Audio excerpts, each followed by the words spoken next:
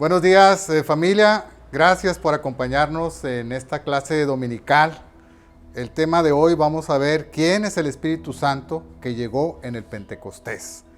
En estos minutos vamos a reflexionar entonces sobre el Espíritu Santo. Ahora, usted se recordará que el Pentecostés, junto con la Pascua y la fiesta de los tabernáculos, eran las mayores celebraciones dentro del calendario judío. El Pentecostés se celebraba 7 semanas después de la Pascua. Entonces ahorita más o menos estamos en el tiempo que se celebra 7 semanas después de la Pascua. Es una fiesta marcada por la alegría, puesto que recuerda el encuentro de Dios con su pueblo Israel después de la salida de Egipto. Como dato diremos nada más también que en cada fiesta judía se acostumbra a leer un libro en particular de la Biblia. Para el caso del Pentecostés, el libro que se lee es Ruth, puesto que habla de esta mujer que por amor al judaísmo se convirtió en él. Entonces el libro que se lee es Ruth. Ahora, Jesús murió y después de resucitar pasó algunos días con sus discípulos. Y en este tiempo y estando juntos, Él les dijo, no se vayan de Jerusalén, esperen la promesa del Padre. Los discípulos tenían por ahí algunas inquietudes, le preguntaban, Señor, ¿restaurarás el reino de Israel en este tiempo?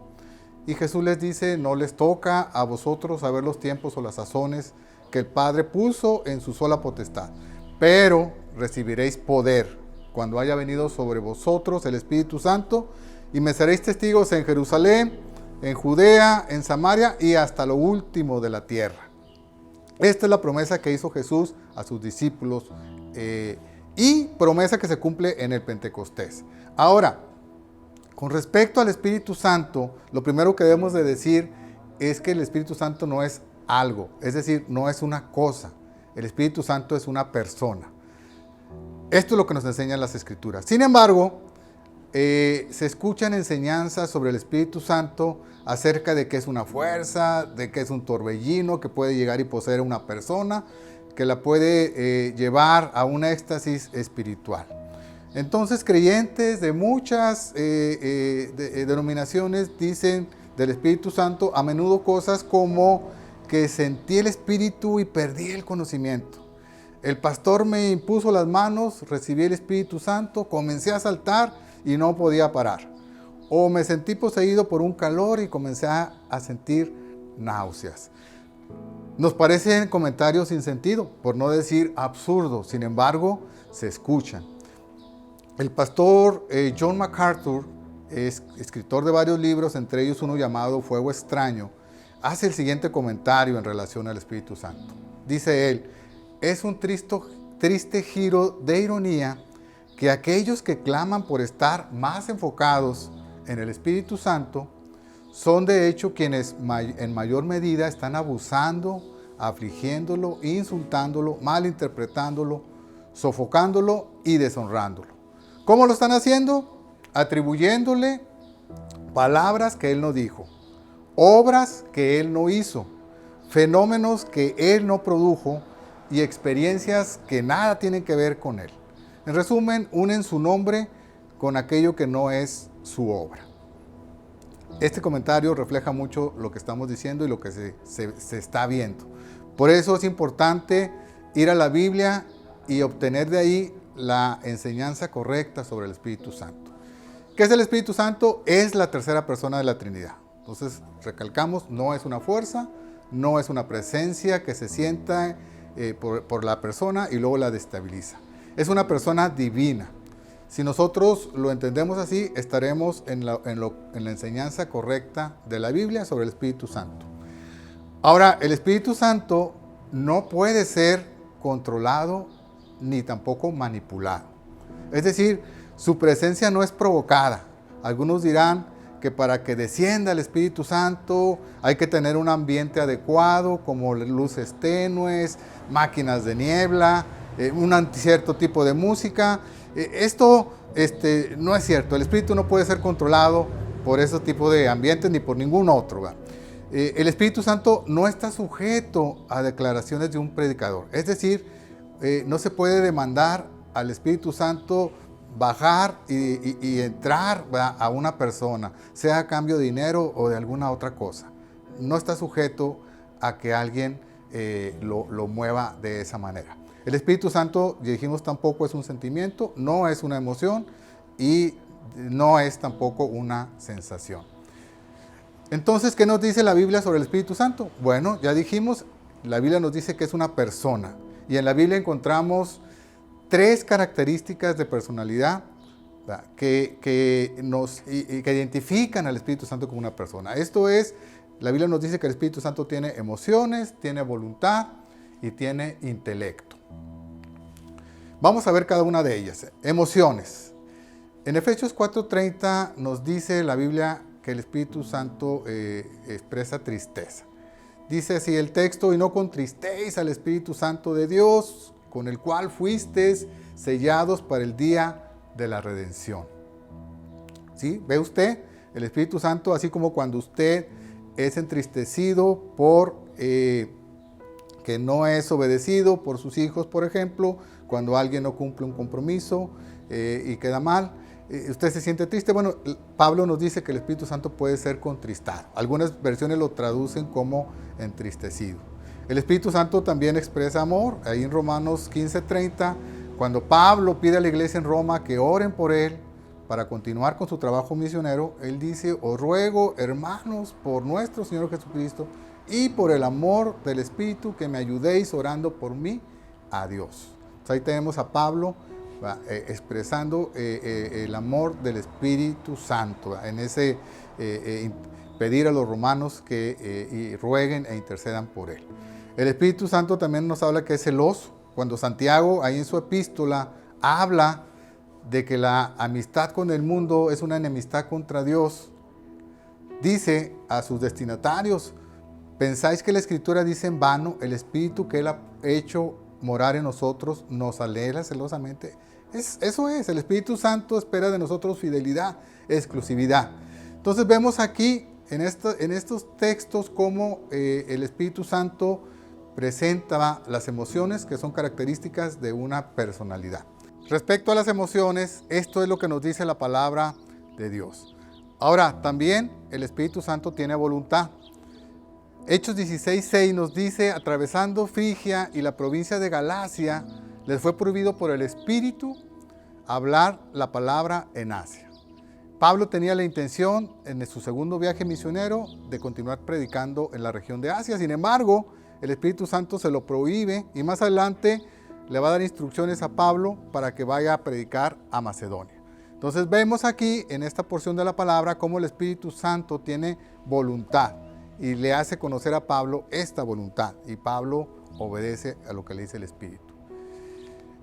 Y también, como característica de la personalidad, el Espíritu Santo tiene intelecto. Ahí en Hechos 13:2 nos dice: ministrando estos al Señor y ayunando, dijo el Espíritu Santo: apartarme a Bernabé y a Saulo para la obra que os he llamado. El Espíritu Santo habla y se comunica, y aquí también podemos ver un rasgo de voluntad. El Espíritu Santo dice: quiero que Pablo y Bernabé salgan en una obra que tengo preparada para ellos. Entonces, intelecto. El Espíritu Santo enseña. Jesús en Juan 14:26 dijo: el Consolador, el Espíritu Santo, a quien el Padre envió en mi nombre, Él os enseñará todas las cosas y os recordará todo lo que yo os he dicho. El Espíritu Santo enseña. El Espíritu Santo también guía. Ahí en Romanos 8:14 Pablo nos dice: porque todos los que son guiados por el Espíritu de Dios, estos son hijos de Dios. Otro rasgo del intelecto, el guiar a los demás, en este caso a la iglesia. El Espíritu Santo también nos indica qué hacer. Y el Espíritu dijo a Felipe: acércate y júntate a ese carro, ahí en Hechos capítulo 8. Y usted se recordará, ahí va un etíope y Felipe es llevado por el Espíritu a predicarle a este hombre. ¿Sí? El Espíritu Santo nos indica qué hacer. También el Espíritu Santo nos ayuda de manera personal. De igual manera, dice Pablo en Romanos, el Espíritu nos ayuda en nuestra debilidad, Pues ¿qué hemos de pedir como conviene? No lo sabemos. Pero el Espíritu mismo intercede por nosotros con gemidos indecibles. Entonces, todos estos textos nos hablan del Espíritu Santo en su característica de intelecto, ¿verdad?, que denota personalidad. Y algunos de estos pasajes también nos hablan de su voluntad. Esta es la enseñanza de la Biblia sobre el Espíritu Santo. Tiene características de personalidad como son emociones, voluntad e intelecto. El Espíritu Santo, como siguiente punto, se experimenta por la fe. Recordando, hay quienes afirman que cuando el Espíritu Santo desciende sobre ellos, experimentan sensaciones maravillosas. Otros dicen que tienen visiones y que ven luces extrañas. Algunos mencionan que escuchan voces. Otros que su cuerpo se estremece y hacen movimientos fuera de control. Y otros fenómenos más los mencionan. Después afirman que al finalizar estas experiencias ven a Jesús de una manera más hermosa, que ven como que sus pecados son alejados o son llevados fuera, y que ellos mismos como personas se vuelven más gozosos y más entusiastas. No hay evidencia bíblica que respalde la idea de que el Espíritu Santo se puede sentir físicamente. Es decir, no hay evidencia que podamos experimentar al Espíritu Santo con nuestros 5 sentidos, ya sea la vista, el olfato, el oído, el gusto o el tacto. No es posible, no lo que enseña la Biblia. Entonces, todos aquellos que atribuyen a que el Espíritu Santo se puede sentir, están en un error, porque la Biblia no lo enseña, no es lo que enseña sobre el Espíritu Santo. Entonces, recordamos cuando Pablo pregunta a la iglesia en Galacia: solo quiero saber de vosotros, ¿recibiste el Espíritu por las obras de la ley o por el oír por fe? Y obviamente la respuesta es: el Espíritu Santo se recibe al oír con fe, no a través de las obras, no a través de declaraciones ni de ningún otro medio. El Espíritu Santo se recibe con fe. Y es lo que Pablo aquí deja claro a la iglesia en Galacia. Y es que fíjese usted, muchas de las cosas que recibimos de Dios las tomamos por fe. Por ejemplo, usted podrá ver ahí en el libro de Colosenses, capítulo 2, Pablo escribe: gozándome y mirando vuestro buen orden y la firmeza de vuestra fe en Cristo. Por tanto, de la manera que habéis recibido al Señor Jesucristo, andad en Él. ¿Sí? Recibimos al Señor Jesucristo con fe y Pablo nos llama a andar en fe. Y muchas de las cosas que recibimos de Dios las recibimos en fe. Por ejemplo, justificados pues por la fe, tenemos paz para con Dios por medio de nuestro Señor Jesucristo. No dudamos de esa aseveración de Pablo, no dudamos de la palabra de Dios. Cuando dice que somos justificados por fe, sabemos que tenemos paz para con Dios, gracias al Señor Jesucristo. No lo palpamos, no vemos un papel, no nos sentamos en una mesa de acuerdos para hacer la paz, ni nada de eso. Por fe sabemos que en Cristo tenemos paz para con Dios. Dice Pablo también en Efesios: para que habite Cristo por la fe en vuestros corazones, a fin de que, arraigados y cimentados en amor, y bueno, continúa con otro más, pero dice, habita Cristo por fe en nuestros corazones. No lo vimos, no lo sentimos, no lo olemos, no lo percibimos por los sentidos, pero por fe sabemos que Cristo está en nuestros corazones. Sí. Ya leímos un texto cuando Pablo habla a la iglesia en Corintios y dice: ¿ignoráis que vuestro cuerpo es templo del Espíritu Santo, el cual está en vosotros, el cual tenéis de Dios y no es vuestro? Nuestro cuerpo es templo del Espíritu Santo. La Biblia así nos lo dice. Entonces, ve usted, experimentamos al Espíritu Santo por fe, así como muchas de las cosas que Dios nos da. Porque la definición de fe de Hebreos la conocemos: es pues la fe, la certeza de lo que se espera, la convicción de lo que no se ve. Es decir, yo tengo la seguridad, tengo la convicción en Cristo de que lo que Él dice es cierto y no necesito ninguna evidencia sensorial para reconocer eso como una verdad o como una promesa cumplida. Lo sé por fe, porque confío, porque tengo la convicción, porque tengo la seguridad en Cristo. Entonces el Espíritu Santo se experimenta por fe. A pesar de lo que muchos han dicho acerca de experimentarlo de diferentes maneras, decíamos eso es un error. El Espíritu Santo se experimenta en fe. La Biblia nos habla de que el Espíritu Santo hizo milagros en la gente y a través de la gente, o a través de los individuos, y hizo milagros en los individuos. Él capacitó a algunos para profetizar, a otros para hablar en lenguas, incluso usó a algunos individuos para resucitar a los muertos. Todo esto lo hizo el Espíritu Santo, es la obra del Espíritu Santo para confirmar el mensaje que se estaba dando, es decir, el Evangelio de Cristo. Todo esto tiene como objetivo, como propósito, confirmar el mensaje del Evangelio. En ningún momento que nos relatan estos milagros del Espíritu Santo se nos habla que aquellos que experimentaron el Espíritu Santo sintieron algún hormigueo o alguna posesión en su cuerpo.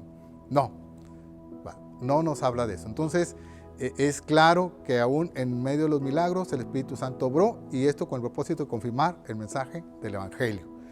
Esta es la obra del Espíritu Santo. Es claro entonces que la enseñanza de la Biblia nos dice que el Espíritu Santo es experimentado por fe. Como punto 3 vamos a ver que el Espíritu Santo es conocido por su fruto. Sí, después de estar viendo los temas anteriores, la pregunta natural es: ¿cómo sé que tengo el Espíritu Santo? Y la respuesta es sencilla. Usted se va a dar cuenta que tiene el Espíritu Santo por el fruto en su vida. Ya vimos que Pablo nos dice que somos templo del Espíritu Santo. Pablo nos dice que somos guiados por el Espíritu Santo aquellos que son hijos de Dios. Y lo que Pablo dice también en Gálatas capítulo 5 es que el fruto del Espíritu es amor, gozo, paz, paciencia, benignidad, bondad, fe, mansedumbre y templanza. El fruto del Espíritu Santo nos permite crecer en el carácter de Cristo. ¿Sí? El amor aún por los enemigos, el estar gozoso en cualquier prueba o crisis que podamos estar enfrentando, el gozo de mantenernos confiados en el medio de esas crisis, la paz que nos da Dios, porque tenemos paz para con Dios, y en esa paz con Dios tenemos paz para con los demás creyentes, expresamos benignidad y bondad. Entonces, el fruto del Espíritu Santo nos empuja hacia el carácter de Cristo. Este fruto del Espíritu solo puede ser real en la vida de aquellos que Dios ha salvado por los méritos de Cristo en la cruz, con su muerte en la cruz. Y después de esto diremos que el Espíritu Santo habita en el cuerpo. El espíritu de una persona es lo que da vida, fuerza y poder al cuerpo. De la misma manera, entonces el Espíritu Santo es quien da vida, fortaleza y poder al cuerpo de Cristo. El Espíritu Santo edifica, anima, consuela, enseña y guía a través de los diferentes dones que Él reparte a la iglesia. ¿Sí? Así lo vemos en 1 Corintios capítulo 12. El Espíritu Santo da dones como Él quiere, y esto los usa para edificar a la iglesia. Dice Pedro ahí en su segunda carta, capítulo 1, porque nunca la profecía fue traída por voluntad humana, sino que los santos, hombres de Dios, hablaron siendo inspirados por el Espíritu Santo. Entonces el Espíritu Santo guió a los profetas y a los apóstoles mientras escribían las Escrituras, así como lo enseña segunda de Pedro. Y de la misma manera, el Espíritu Santo, cada vez que usted lee las Escrituras, está trabajando en usted a través de la Biblia. Y también nos inspira para poder fortalecer el cuerpo de Cristo. Cada uno, según el don que ha recibido, ministra a los otros como buenos administradores de la multiforme gracia de Dios. En la iglesia, los maestros, los evangelistas, los pastores, los siervos, cada uno usa sus dones para servir a los demás. Y esto es el Espíritu Santo operando en la vida de la iglesia. De tal forma que dice que todo el cuerpo, bien concertado y unido entre sí por las coyunturas que se ayudan mutuamente, según la actividad propia de cada miembro, recibe su crecimiento para ir edificándose en amor. ¿Sí? Entonces, de esta manera el cuerpo de Cristo se edifica en amor. Y todo esto es por medio del poder y de la dirección del Espíritu Santo. Entonces, el Espíritu Santo me ayuda a través de mi hermano que está orando por mí, me ayuda a través de aquel hermano que me ayuda a llevar esa carga que tengo. Nos edifica a través del liderazgo de los pastores, ¿verdad? También a través de la enseñanza de los maestros. Este es el cuerpo de vivo, este es el cuerpo de Cristo, perdón. Un cuerpo que está vivo y que es fortalecido por el Espíritu Santo. Esto es lo que nos enseña la Biblia sobre el Espíritu Santo. Como conclusión, vamos a ver los siguientes puntos, ¿verdad? No creer en falsas enseñanzas. Aquellas que dicen que el Espíritu Santo se manifiesta por sensaciones sobrenaturales. Eso es un error, eso no es bíblico. Ya vimos que el Espíritu Santo se experimenta por fe. Cristo, los profetas y los apóstoles, enseñados en la palabra, siguen siendo el fundamento sobre el cual la iglesia se edifica. No hay otro. Cristo es la principal piedra del ángulo, ¿verdad? Y los fundamentos son las enseñanzas, la doctrina de los apóstoles y los profetas. Sobre esto es edificada la iglesia. El Espíritu Santo nos consuela, no con un consuelo superficial y temporal, sino a través de glorificar a Cristo a lo largo de toda nuestra vida. Nos consuela también en la iglesia, en ese servicio físico y tangible, ¿verdad?, que recibimos de los hermanos y hermanas en Cristo. Recordemos también que si queremos conocer al Espíritu Santo, debemos estar en la iglesia. Ahí es donde el Espíritu Santo hace su obra, en la iglesia. Y cada vez que usted lee las Escrituras, la palabra de Dios nos revela a Cristo.